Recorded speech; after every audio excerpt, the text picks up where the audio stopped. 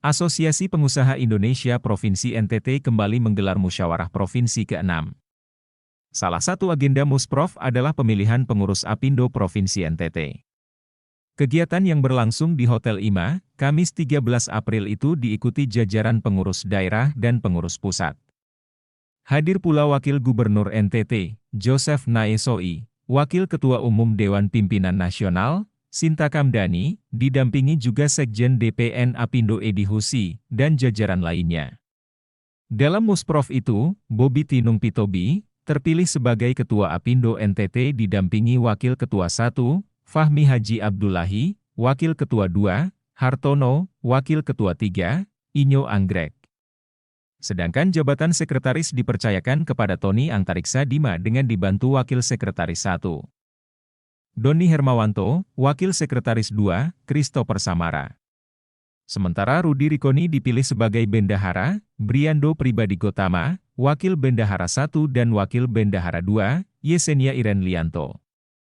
Usai dilantik, Ketua terpilih Apindo NTT, Bobi Pitobi, mengatakan, DPP Apindo NTT telah melaksanakan Musda ke-6 dengan tema Kebangkitan Ekonomi NTT di Era 5.0. Hal ini sejalan dengan visi Gubernur dan Wakil Gubernur NTT, NTT Bangkit NTT Sejahtera. Pelaku usaha, kata Bobi, di mana para pekerja ini bernaung, harus bisa bersaing di era 5.0 ini. Namun seringkali orang beranggapan bahwa kemampuan antara pekerja dan pelaku usaha memiliki kemampuan yang berbeda. Tetapi, menurutnya hal ini sangat keliru sebab yang diinginkan oleh pekerja dan pelaku usaha sebenarnya sama yaitu adalah kemakmuran.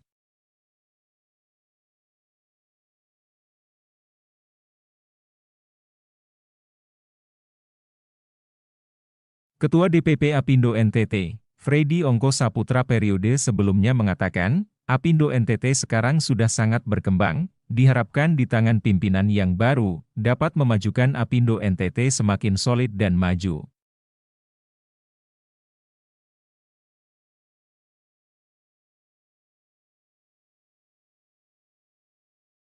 Sementara itu, Waketum DPN Sinta Kamdani mengatakan, mengurus Apindo memang tidak mudah, tetapi yang terpilih menjadi Ketua Apindo harus diyakini bahwa terpilih menjadi Ketua adalah kepercayaan besar. Dia juga meminta Apindo NTT untuk turut serta membantu pemerintah dalam upaya menurunkan angka stunting di Provinsi NTT. Selain itu, dia juga mengingatkan agar Apindo NTT harus terus mendukung demokrasi di Indonesia, apalagi saat Pesta Demokrasi tahun 2024.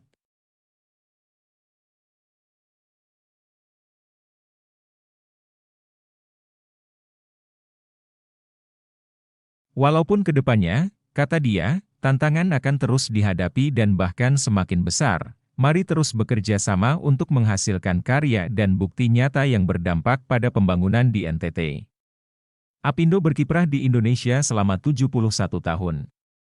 Masuk menjadi salah satu asosiasi tertua di Indonesia yang mewadahi semua pengusaha di seluruh Indonesia.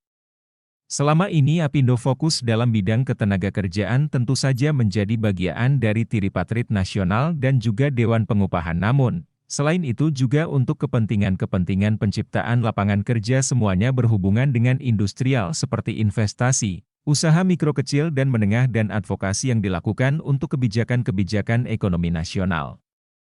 BPN Apindo melihat potensi NTT sangat besar dan masih banyak tantangan yang harus dilalui sehingga kedepannya tentu saja Apindo bisa lebih berkiprah lagi untuk membantu pertumbuhan ekonomi di NTT. Wakil Gubernur NTT, Joseph Naesoi mengatakan, apa yang dilakukan tentu diharapkan agar membawa hasil. Tugas Apindo adalah bagaimana merubah mentalitas dari pencari kerja menjadi pekerja. Dengan demikian, kata Wagub NTT, akan membangun daerah dan membuka peluang bagi masyarakat untuk meningkatkan kesejahteraan.